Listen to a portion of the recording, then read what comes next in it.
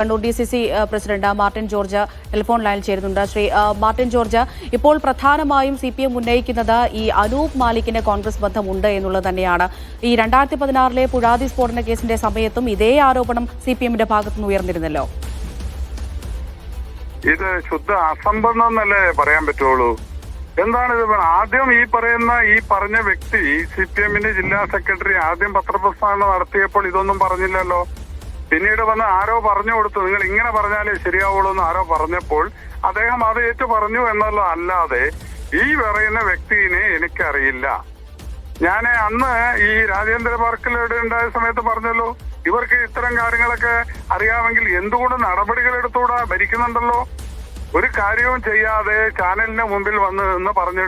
ഞങ്ങൾ പറയുന്ന ഒരു കാര്യം, ഇത് ആർക്ക് വേണ്ടിയിട്ടാണ്? ഈ ഭൂക്കര ബോംബാണ്. ഇത് ന്യായീകരിക്കാൻ വേണ്ടി CPMന്റെ ബ്ലോക്ക് പഞ്ചായത്ത് പ്രസിഡന്റ് പറഞ്ഞ് അത് പടക്കമാണൊക്കെ പറഞ്ഞ് പോയല്ലോ. ഇത് ഉഗ്രശക്തിയുള്ള ബോംബാണ്. ഈ ബോംബ് നിർമ്മിച്ചിരിക്കുന്നത് ആർക്ക് വേണ്ടിയാണ് എന്നുള്ളതാണ് ഞങ്ങൾക്കറിയേണ്ടത്. വെറുതെ കള്ളത്തരവും വേറെ എന്തെങ്കിലും പറഞ്ഞിട്ട് ഇതിനകത്ത് നിന്ന് രക്ഷപ്പെടാൻ വേണ്ടി നോക്കണ്ട. ഇത് CPMന്റെ ഒരു സെന്ററാണ്. അവിടെ ഇത് ഒരു കോൺഗ്രസ്സുകാരൻ പോയി ഈ പണി ചെയ്യേണ്ട ഒന്ന് ആലോചിച്ച് നോക്കിയാൽ പോരെ. എന്ത് തോന്നിയാസാണ് പറയുന്നത്? എന്തും വിളിച്ചു പറയാനുള്ള ഇതാണോ? അദ്ദേഹം രണ്ടാമത് വന്നാണ് പത്രക്കാരെ കണ്ടിട്ട് പറഞ്ഞത് കോൺഗ്രസ് ആണ്. ആദ്യം പറഞ്ഞില്ലല്ലോ ചോദിച്ചപ്പോ. ഇതെന്ത് അങ്ങനെയൊക്കെ ഒരു ഉത്തരവാദിത്തപ്പെട്ട ഒരാൾക്ക് പറയുമ്പോൾ ചെറിയ മാന്യതയും മര്യാദയും ഇല്ലേ? എന്നാ എനിക്ക് പറയാലോ ഇത് കോൺഗ്രസ് CPM ആണ് അല്ലെങ്കിൽ ഇത് BJP ആണ്. എനിക്ക് ഇയാൾ ഏതാ പാർട്ടിന്ന് എനിക്കറിയില്ല. അതിനി മനസ്സിലാക്കിയിട്ട് ഞാൻ വേണേ പറയും CPM ആണോ അല്ലെങ്കിൽ BJP ആണോ അല്ലെ മറ്റു രാഷ്ട്രീയ പാർട്ടിയാണോ. കോൺഗ്രസ് അല്ല. കോൺഗ്രസുകാരെ സംബന്ധിച്ചിടത്തോളം കൃത്യമായ നിലപാടുണ്ട്. ഇത് ഞങ്ങൾ പറയുന്നത് ഈ പാനൂരും പ്രദേശങ്ങളിലും മറ്റു സ്ഥലങ്ങളിലൊക്കെ നടക്കുന്ന ബോംബ് സ്ഫോടനം, ആ ബോംബ് സ്ഫോടനത്തിൽ യഥാർത്ഥ പ്രതികളെ പിടിക്കുന്നില്ല എന്നുള്ളതാണ് ഇത്തരം സംഭവങ്ങൾ ആവർത്തിക്കാനുള്ള കാരണം എന്നാണ് ഞങ്ങൾ പറയുന്നത്. ശ്രീ മാർട്ടിൻ ജോർജ്, അതുപോലെ തന്നെ നേരത്തെ വിജയൻ MLA ഉൾപ്പെടെ നമ്മളോട് പ്രതികരിക്കുകയുണ്ടായി. അദ്ദേഹമൊക്കെ പറയുന്നത് നിലവിലെ കണ്ണൂരിലെ സമാധാന അന്തരീക്ഷം തകർക്കാനുള്ളൊരു ബോധപൂർവമായ ശ്രമം കൂടി നടക്കുന്നുണ്ട് എന്നുള്ളൊരു സൂചന, അല്ലെങ്കിൽ അങ്ങനെയൊരു സംശയം കൂടി പങ്കുവെക്കുന്നുണ്ട്. ഇത് ബോധപൂർവമായ ശ്രമങ്ങൾ എല്ലായിടത്തും നടക്കുകയല്ലേ? പാനൂരും പ്രദേശത്ത് എന്താ നടക്കുന്നത്? എന്ത് സമാധാനം? ഇവരെപ്പോഴും കുഴപ്പങ്ങളല്ല നടക്കുന്നത്. എന്ന് സമാധാനത്തിന്റെ കാര്യം പറയുന്നത്, ജയിലിൽ നിന്ന് ഇറങ്ങിയവർക്ക് ജയിലിൽ പോയി സ്വീകരണം കൊടുക്കുന്നു ആര്? ജയിൽ അഡ്വൈസറി ബോർഡ് മെമ്പർമാര്. ഇതോട് സമാധാനം ഉണ്ടാക്കാൻ വേണ്ടിയാ? എന്താ ഈ പറയുന്നതിന് അർത്ഥമായിരിക്കുന്നത്? ഇപ്പൊ ഈ പറഞ്ഞത് തന്നെ ശുദ്ധ അസംബന്ധമല്ലേ? കോൺഗ്രസ് ആണ്. ഇതാണോ സമാധാനം ഉണ്ടാക്കാൻ വേണ്ടി പോകുന്നത്? എന്തും വിളിച്ചു പറയാനുള്ള അവകാശം എന്താ ഉള്ളത്? ഇത് തീർത്തും പോലീസ് അനാസ്ഥയാണ്. ഇത്തരം പ്രദേശങ്ങളിൽ ഇങ്ങനെ നടക്കുന്നുണ്ടെങ്കിൽ കണ്ടുപിടിക്കേണ്ടത് പോലീസാണ്. അതിന് വേറെ ആരുടെയും മെക്കിട്ട് കയറണ്ട. ഇവിടെ ഭരിക്കുന്നത് ആരാണ്? അതിനുള്ള ശേഷിയും കഴിവും കപ്പാസിറ്റിയും വേണം. മുഖ്യമന്ത്രിയുടെ വകുപ്പാണ് ആഭ്യന്തരം. അദ്ദേഹത്തിന് കഴിവില്ലാതെ ബാക്കിയുള്ള പാർട്ടീനെ പറഞ്ഞിട്ടെന്താ കാര്യം?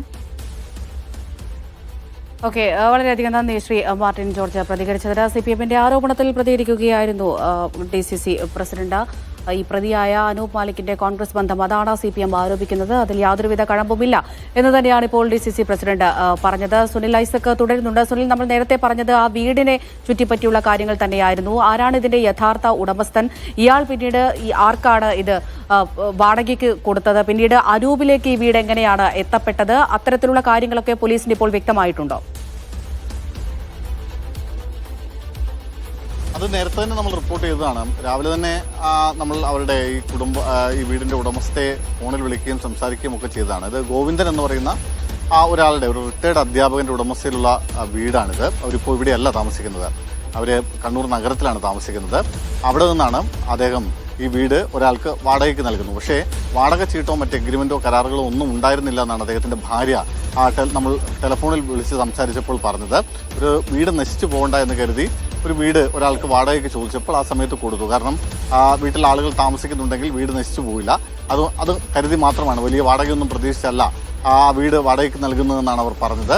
പക്ഷേ അവർ വാടകയ്ക്ക് നൽകിയ ആളിൽ നിന്നാണ് ഈ അനൂപ് ഈ വീട് വാടകയ്ക്ക് എടുക്കുന്നതെന്നാണ് നമുക്ക് ഇപ്പോൾ മനസ്സിലാക്കുന്നത്. അതായത് അനൂപ് എവിടെയും ചിത്രങ്ങളിൽ ഇത്രയും നാളിനിടയിൽ ഒരു ചിത്രത്തിലും അനൂപ് ഉണ്ടായിരുന്നില്ല. അനൂപിനാണ് വീട് നൽകിയതെന്ന് കൃത്യമായി ഇവർക്ക് അറിയും. അത് ആർക്കാണ് എന്നത് സംബന്ധിച്ച് വിശദാംശങ്ങൾ പോലീസ് ശേഖരിച്ചു വരുന്നുണ്ട്. അയാൾ ഒരുപക്ഷെ അനൂപിന് വേണ്ടിയായിരിക്കാം ഈ വീട് വാടകയ്ക്ക് എടുത്തത് എന്നാണ് കരുതുന്നത്. അവിടെ നിന്നാണ് അനൂപ് രണ്ടാളുകളെ ഇവിടെ കൊണ്ടുവന്ന് താമസിപ്പിക്കുന്നത്. എന്തായാലും ഇത് ബോംബല്ല എന്ന് പോലീസ് ഏതാണ്ട് സ്ഥിരീകരിച്ചിട്ടുണ്ട്. വലിയ ഉഗ്രശേഷിയുള്ള ഗുണ്ടുകളും പടക്കങ്ങളും ഒക്കെയാണ് ഇവിടെ ശേഖരിച്ചു വെച്ചിരുന്നത്. അത് ഇവിടെ തന്നെ ഉണ്ടാക്കുകയാണോ അതോ മറ്റെവിടെന്നെങ്കിലും നിർമ്മിച്ച് ഇവിടെ കൊണ്ടുവന്ന് ശേഖരിക്കുകയാണോ എന്ന കാര്യം അന്വേഷിക്കേണ്ടതുണ്ട്, കണ്ടെത്തേണ്ടതുണ്ട്. എന്തായാലും രാത്രികാലങ്ങളിൽ മാത്രമാണ് ഇവിടെ ആളുകൾ ഉണ്ടായിരുന്നതെന്ന് നാട്ടുകാർ പറയുന്നു. അതൊരു കാവൽ പോലെ ഒരു 2 പേർ വൈകുന്നേരങ്ങളിൽ വരുന്നു, രാവിലെ അവർ തിരികെ പോവുകയും ചെയ്യുന്നു. ഇനി നേരത്തെ തന്നെ എപ്പോഴെങ്കിലും ഏതെങ്കിലും സമയത്ത് കൊണ്ടുവന്ന് ശേഖരിച്ച് വെച്ചതാണോ എന്ന കാര്യം കൂടി അന്വേഷിക്കേണ്ടതുണ്ട്. പക്ഷേ അങ്ങനെയൊക്കെ ആകുമ്പോഴും ഇത് ആർക്ക് വേണ്ടിയാണ് ഇങ്ങനെ വലിയ തോതിൽ ഉഗ്രസ്ഫോടന ശേഷിയുള്ള സ്ഫോടക വസ്തുക്കൾ ഇവിടെ കൊണ്ടുവരുന്നത്? എവിടെ നിന്നാണ് ഇത് കൊണ്ടുവരുന്നത്? എവിടെയാണ് നിർമ്മിക്കുന്നത്? ആർക്ക് വേണ്ടിയാണ് ഇതിങ്ങനെ ശേഖരിച്ച് വെക്കുന്നത്? തുടങ്ങിയ ചോദ്യങ്ങളുണ്ട്. കാരണം സ്വാഭാവികമായും ഇവിടെ ഈ പ്രദേശത്തെ സംബന്ധിച്ച്, മലബാറിനെ സംബന്ധിച്ച് ക്ഷേത്രങ്ങളിൽ ഉത്സവങ്ങളുടെയൊക്കെ കാലം കഴിഞ്ഞിട്ടുണ്ട്. ഇപ്പോൾ നിലവിൽ ഏതാണ്ട് ഉത്സവമൊക്കെ അവസാനിച്ച ഘട്ടമാണ്. ആ സമയത്ത് എന്തിനാണ് ഇത്തരത്തിൽ വലിയ തോതിൽ സ്ഫോടക വസ്തുക്കൾ ശേഖരിച്ചു വെക്കുന്നത്? അത് ഇന്നും ഇന്നലെയും അല്ല തുടങ്ങുന്നത്.